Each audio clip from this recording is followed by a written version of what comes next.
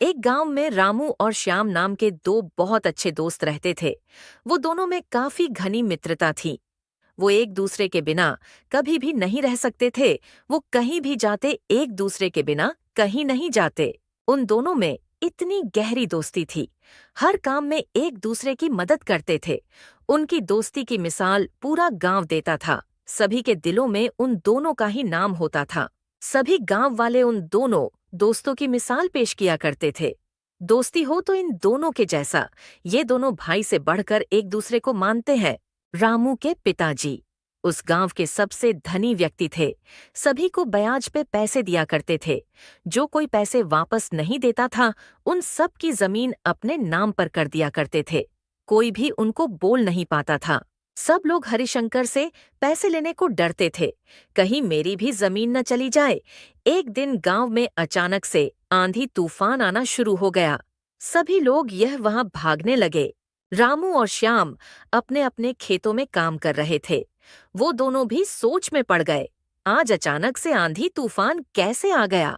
आज तो मौसम भी ठीक ठाक था। अभी तो बारिश आने को भी काफी दिन बाकी है।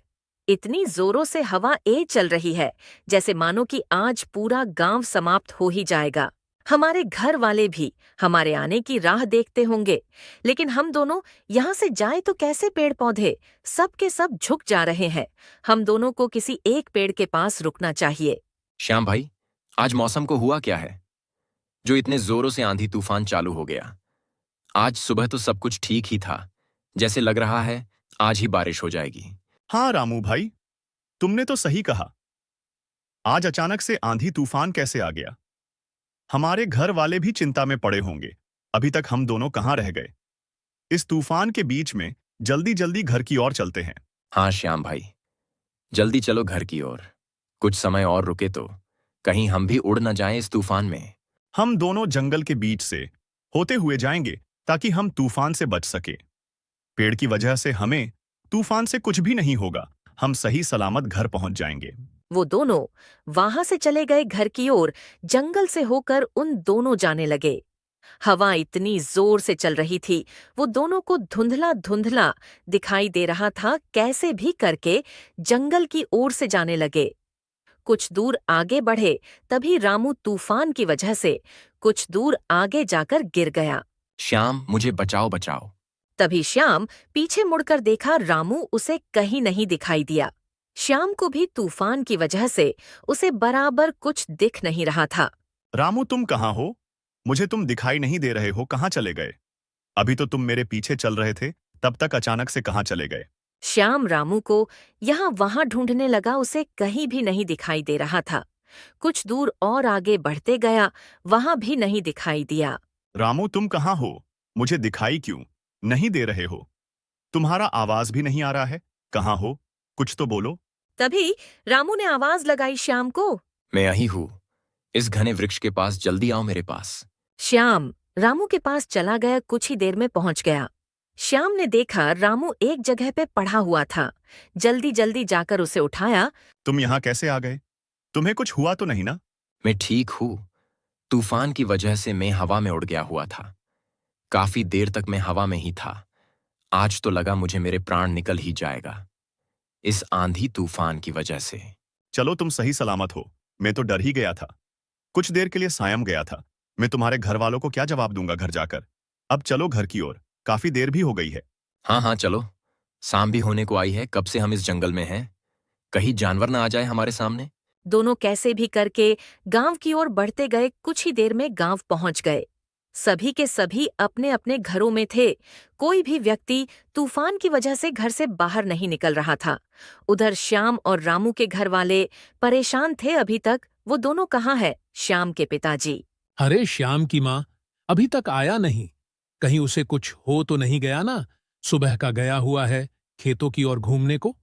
रामू का भी कुछ पता नहीं चल रहा है। आप परेशान मत रहो, उन दोनों को कुछ नहीं होगा। जहां भी होंगे सही सलामत होंगे। कहीं रुक गए होंगे तूफान की वजह से। आप आराम करो।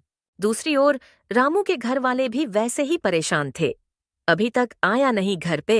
अभी तक रामू भी नहीं आया। मैं जाकर देखता हूँ कहाँ रह गया है। नहीं नहीं, आप कहीं भी नहीं जाएंगे। जहां भी होगा सुरक्षित होगा। कुछ ही देर में वो आते होंगे दोनों, कुछ समय आप रुकिए, फिर हम दोनों गांव की ओर चलेंगे ढूंढने को। शायद वो दोनों किसी की मदद करते हो, गांव वाले की बिना मदद किए वो रह नहीं पाएगा। हाँ, तुमने तो सही कहा। हमारा बेटा जो है, दूसरों की मदद करना अच्छी बात होती है। हाँ हाँ, आपने सही कहा, दूसरों की मदद करना इस समय में, तभी तो गांव वाले हमारे बेटे की तारीफ जो करते हैं। उधर दोनों एक जगह पे खड़े हुए थे। रात भी होने को आई थी। कैसे भी करके दोनों अपने अपने घर की ओर चले गए। कुछ ही समय में अपने अपने घर पहुंच गए। उन दोनों के घर वाले देख के काफी खुश हो गए। कहाँ रह गए थे रामू बेटा? हम कब से आपकी राह देख रहे थे। हमें तो लगा कहीं तुम्हें कुछ हो तो नहीं गया ना। मैं तो तूफान की वजह से हवा में उड़ गया हुआ था। कुछ दूर आगे जाकर गिरा हुआ पड़ा था। श्याम नहीं होता तो आज मैं आ भी नहीं पाता। इतना सुनते ही हरिशंकर को जोर सा झटका लगा। इतना बात सुनते ही कही, इसे कुछ तो हुआ नहीं ना। चलो ठीक है, आप दोनों सही सलामत घर लौट आए। देखो कल क्या होता है इन गांव वालों के साथ। कल भी ऐसे मौसम रहेगा तो हम सबका क्या होगा। पिताजी, आप परेशान मत रहो, अभी आप आराम करो, कल देखा जाएगा।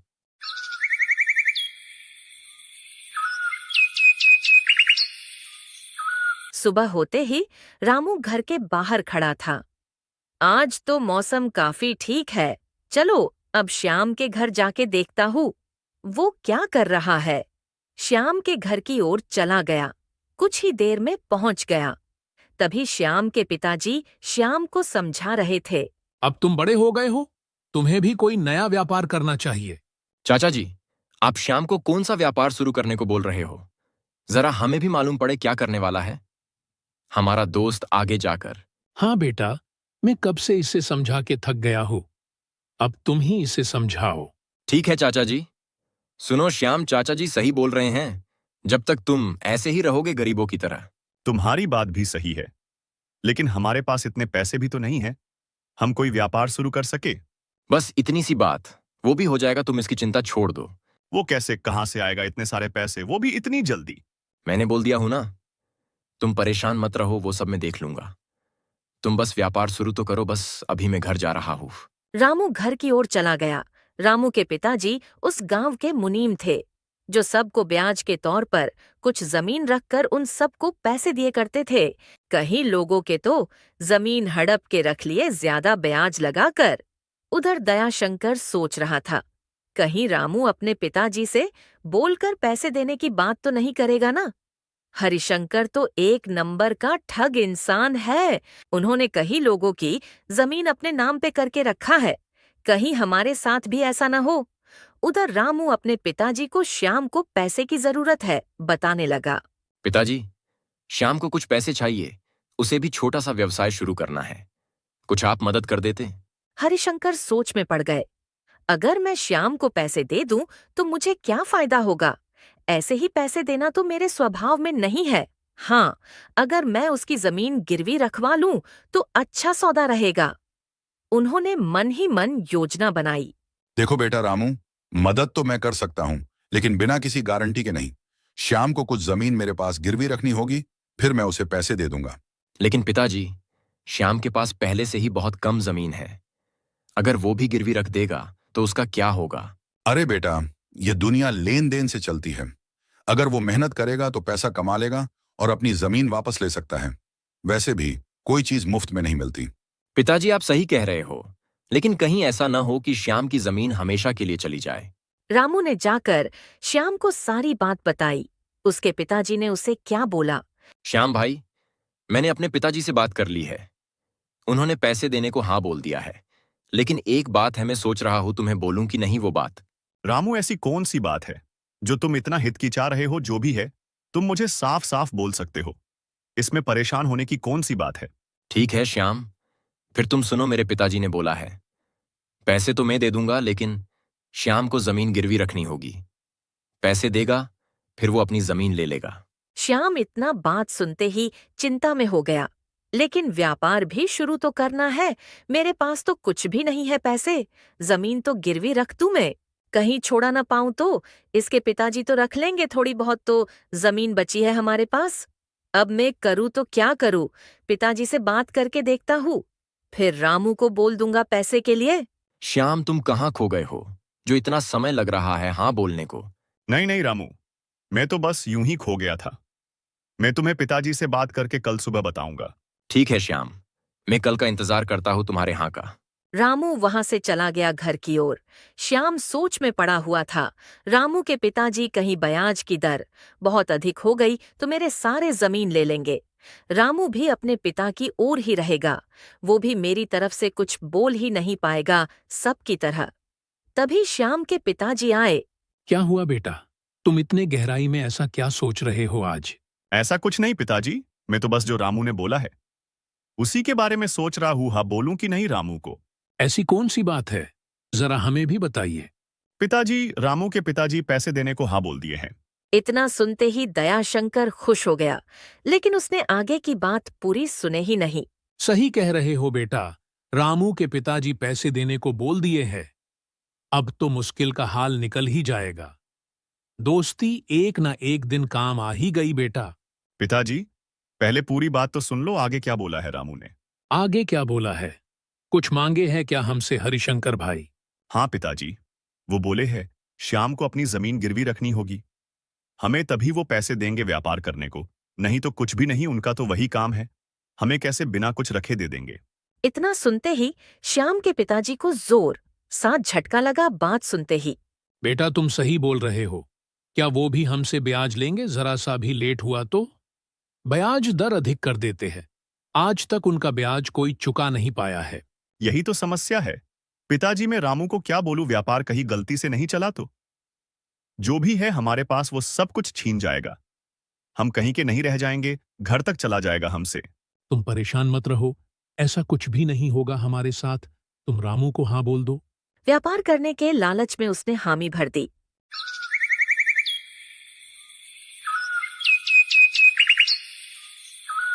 अगले ही दिन दोनों चले गए, हरिशंकर के पास गए। उन दोनों को देखकर हरिशंकर खुश हो गया। अब मैं भी इनके साथ वैसा ही करूंगा जो मैंने बाकियों के साथ किया हूँ। आओ दयाशंकर भाई, आज यहाँ कैसे आना हुआ हमारे घर पे? कुछ काम है क्या हमसे? हाँ हरिशंकर भाई, मुझे भी पैसे चाहिए थे थोड़े बहुत। आपको तो मालूम ही है सब कुछ। क्यों नहीं भाई, मुझे तो कल रामू ने सब कुछ बता दिया हुआ था। आपको व्यापार के लिए कुछ पैसे चाहिए थे, आपको तो रामू ने सब कुछ बता ही दिया होगा। हाँ हरिशंकर भाई, रामू ने सब कुछ बता दिया था। घर आकर हमें मंजूर है। ठीक है दयाशंकर भाई, मैं आपको 10,000 दे दूंगा। बस आप मुझे अपने जमीन के पेपर दे दो बस। श्याम ने अपनी जमीन के कागजात गिरवी रख दिए। बदले में उसे पैसे मिल गए। हरिशंकर को धन्यवाद कहा। दोनों घर की ओर चले गए।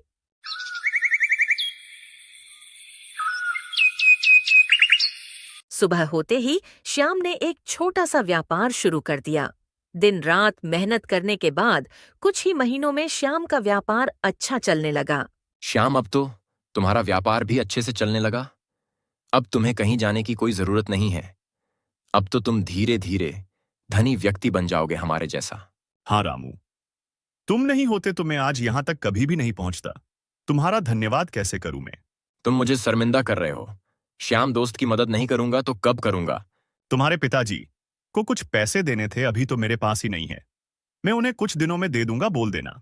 ठीक है श्याम, जितना जल्दी हो सके तुम पिताजी का पैसे लौटा दो। कहीं ब्याज का दर अधिक हो गया तो तुम्हें आगे जाकर परेशानी उठानी पड़ेगी। तुम ठीक कह रहे हो रामू, मैं जल्दी से जल्दी चुका दूंगा मैं सारे पैसे। श्याम से बात करके घर की ओर चला गया। उधर हरिशंकर पैसे के इंतजार में बैठे हुए थे।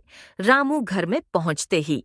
रामू बेटा, श्याम ने तुम्हें कुछ पैसे दिए कि नहीं? अभी तक कितने दिन हो गए हैं, अभी तक श्याम ने हमें कुछ भी नहीं दिया।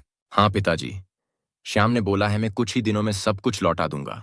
ठीक है, अगर श्याम ने पैसे नहीं लौटाए तो ब्याज का दर अधिक कर दूंगा। मैं बाद में मुझे नहीं कहना। ठीक है पिताजी, मैं उसको बोल दूंगा। अभी तो उसका व्यापार अच्छे से चल रहा है, कुछ ही दिनों में सारे पैसे एक साथ लौटा देगा। इतना बोलकर अपने कमरे की ओर चला गया। हरिशंकर भी अपने काम में व्यस्त हो गए।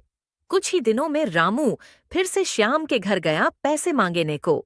श्याम ने बहाना मार दिया, मैं कुछ दिनों में पैसे लौटा दूंगा, अभी मेरे पास देने के लिए नहीं है। रामू वापस वहां से चला गया घर की ओर। 2 दिन बाद फिर श्याम आया रामू के पास। रामू, ये लो पैसे, थोड़े बहुत हैं, अभी मैं तुम्हें बाकी के पैसे जल्दी ही लौटा दूंगा। हाँ, ठीक है श्याम, तुम आगे से समय से पैसे दे देना, नहीं तो ब्याज का दर अधिक हो न जाए। आगे से मेन समय से दूंगा। हाँ, अभी मैं जा रहा हूँ दुकान पे। रामू से बात करके वहां से चला गया। रामू भी अपने पिताजी को जो पैसे दिया था वो उनको दे दिया। बोला कि बाकी के पैसे जल्द ही दे देगा, अभी उसके पास इतने ही थे। कुछ ही महीनों बाद हरिशंकर को श्याम को देख के जलन होने लगी। कहीं ये हमसे ज्यादा आगे न चला जाए, नहीं तो सब लोग मुझे छोड़कर कहीं से उधार न मांगना चालू कर दे। मेरा तो धंधा मंदे में हो जाएगा। इसका तो कुछ न कुछ करना पड़ेगा आगे जाकर। कुछ ही दिनों में हरिशंकर ने पैसे लेट देने की वजह से ब्याज की दर इतनी बढ़ा दी कि श्याम कर्ज चुकाने में असमर्थ हो गया। हरिशंकर चाचा, आपने तो ब्याज का दर इतना अधिक कर दिया है, मैं उसको चुकाना मेरे बस की बात नहीं है। कुछ तो कम कर दो। अब ये नहीं हो सकता है। तुमने वैसे ही इतना लेट पैसे दिए हो, अभी भी तुम्हारे पास मेरे सारे पैसे हैं, खाली तुमने ब्याज ही चुका पाए हो। अभी तो मेरा मूल्य भी बाकी है, पता नहीं तुम उसे भी कब तक दोगे या फिर नहीं दोगे। इसलिए मैंने तुम्हारी जमीन रख लिया था ताकि मुझे आगे जाकर कोई परेशानी न उठाना पड़े। चाचा जी, मैं कुछ ही दिनों में सब कुछ लौटा दूंगा। ठीक है, तुम 1 महीने में नहीं दे पाए तो मैं तुमसे सब कुछ छीन लूंगा, तुम कहीं के भी नहीं रह जाओगे। वहां से चला गया। कई दिनों तक कड़ी मेहनत करने पर भी कुछ भी हासिल नहीं हुआ। रामू, तुम्हारे पिता ने ब्याज इतना बढ़ा दिया है कि मैं कभी भी यह पैसा नहीं चुका पाऊंगा। मेरी जमीन मुझसे छिन जाएगी। क्या? लेकिन पिताजी ने ऐसा क्यों किया? मुझे तो लगा था कि वो तुम्हारी मदद करना चाहते हैं। तुम रुको, मैं पिताजी से बात करके देखता हूं। तुम्हारी जमीन को कुछ भी नहीं होगा। इतना बात करके वहां से चला गया घर। पिताजी, ये आपने सही नहीं किया श्याम के साथ। ऐसे तो उसकी जमीन और घर भी चला जाएगा एक दिन। हाँ, उसने पैसे समय पे नहीं लौटाए, मैंने वही किया जो सबके साथ करता हूं। वो तो मेरा दोस्त है, ना कि कोई गांव वाला जो आपने ऐसा किए हो। जो हमने दिए हैं आप सिर्फ वही लो उससे। नहीं होगा रामू बेटा, मैं यहाँ पैसे फोकट के बांटने नहीं बैठा हूं। तुम सुन लिए ना, अभी जाके श्याम को बोल देना, पैसे नहीं दिए तो तुम्हारा सब कुछ चला जाएगा। श्याम की हालत दिन ब दिन बिगड़ती गई। उधर हरिशंकर ने कर्ज न चुकाने के कारण उसकी जमीन अपने नाम कर ली। अब श्याम के पास न व्यापार था, न जमीन और न ही रहने की जगह। श्याम, अब से तुम्हारा सब कुछ मेरा हो गया है। तुमने तो मेरा मूल्य भी अभी तक नहीं चुकाया पाए हो, इसलिए मैंने तुम्हारी सारी जमीन और घर अपने नाम कर दिया। अब तुम्हें यहां से जाना होगा। चाचा, आपने हमारे साथ बहुत गलत किए हो। आपको कोई भी माफ नहीं करेगा, आप याद रखना। एक दिन जब श्याम पूरी तरह टूट चुका था, उसने रामू से कहा, तुम्हारे पिता ने मेरे साथ धोखा किया, लेकिन तुमने भी मेरा साथ नहीं दिया। तुम्हें पहले ही समझ जाना चाहिए था कि यह मेरे साथ अन्याय हो रहा है। नहीं नहीं श्याम, मैंने अपने पिताजी को बहुत समझाया था, लेकिन वो हमारी बात नहीं सुने। रामू को अपनी गलती का एहसास हुआ, लेकिन अब कुछ नहीं किया जा सकता था। श्याम गांव छोड़कर चला गया और उनकी दोस्ती भी वहीं खत्म हो गई। श्याम गांव छोड़कर चला गया, लेकिन उसके दिल में दर्द और गुस्सा था। उसने ठान लिया कि वह मेहनत करेगा और एक दिन इतना सफल बनेगा कि हरिशंकर को पछताना पड़ेगा। इधर रामू को श्याम के जाने के बाद बहुत अकेलापन महसूस होने लगा। उसे एहसास हुआ कि दोस्ती से बड़ा कोई रिश्ता नहीं होता, लेकिन अब बहुत देर हो चुकी थी। रामू भी श्याम के बिना अकेले रहने लगा। सब गांव वाले भी रामू से बात करना भी नहीं चाहते थे, इसलिए रामू खुद को शर्मिंदा महसूस करने लगा। उधर हरिशंकर श्याम की सारी जमीन और घर पाकर खुश हो गया, लेकिन अपने बेटे की ओर देखा भी नहीं उसका क्या होगा। दोनों के बीच में सिर्फ अपने फायदे के लिए रामू की दोस्ती को खत्म कर दिया। अब रामू भी अपने पिता से दूर रहने लगा, उनसे बात करना तक खत्म कर दिया। फिर भी हरिशंकर को कुछ भी फर्क नहीं पड़ा। पिताजी, ये आपने सही नहीं किया श्याम के साथ। वो तो मेरा दोस्त था, आपको ऐसा नहीं करना चाहिए था। सब लोग मुझ पर धोखेबाज का इल्जाम लगा रहे हैं। तूने अपने दोस्त को ही धोखा दे दिया। तुम दोनों को तो कोई भी अलग नहीं कर सकता। तुम खुद ही अपने दोस्त को इस गांव से निकाल दिए। तुम नहीं जानते हो बेटा, पैसे कोई मुफ्त में नहीं मिलता है, कुछ ना कुछ चुकाना ही पड़ता है, चाहे जमीन हो या दोस्त। उसने तो सब कुछ खो दिया, धन की वजह से मैं इसमें क्या करूं। उधर श्याम एक सेठ के पास जाकर छोटा सा काम करने लगा। कुछ सालों तक उनके पास काम करता रहा। समय बीतता गया। श्याम ने एक नए शहर में जाकर कड़ी मेहनत शुरू की। उसने छोटे मोटे कामों से शुरुआत की और धीरे धीरे अपना व्यापार बढ़ा लिया। अपनी ईमानदारी और मेहनत के दम पर वह एक बड़ा व्यापारी बन गया। अब मैं इतना बड़ा धनी व्यक्ति बन गया हूं। अब हरिशंकर चाचा भी मेरे आगे अब छोटे लगने लगेंगे। हर जगह अब तो मेरे ही चर्चे हैं, चाहे शहर हो या गांव। अब मुझे सब लोग पहचानने लगे हैं। कुछ साल बाद जब श्याम बहुत सफल हो चुका था, वह अपने गांव वापस लौटा। अब वह साधारण श्याम नहीं, बल्कि एक अमीर और सम्मानित व्यक्ति था। गांव में उसकी सफलता की चर्चा होने लगी। सुखिया चाचा, आप अभी तक हैं इस गांव में? मुझे तो लगा आप कब का स्वर्ग सिधार गए होंगे। नहीं नहीं बेटा, अभी तो मैं सही सलामत हूं। मैंने तुम्हारी चर्चा खूब सुनी है। तुम कितने धनी व्यक्ति बन चुके हो। जब से तुम गए हुए थे सब लोग तुम्हारी ही बात करते थे। जो तुम्हारे साथ हुआ है। जाने दो चाचा, अब पुरानी बात को कौन याद रखता है। मैं तो कब का सब कुछ भूल चुका हूं। एक दिन उसने सुना कि हरिशंकर अब बूढ़े हो चुके हैं और उनका व्यापार पूरी तरह डूब चुका है। उनकी सारी जमीनें बिक चुकी थीं और अब वे गरीबी में जी रहे थे।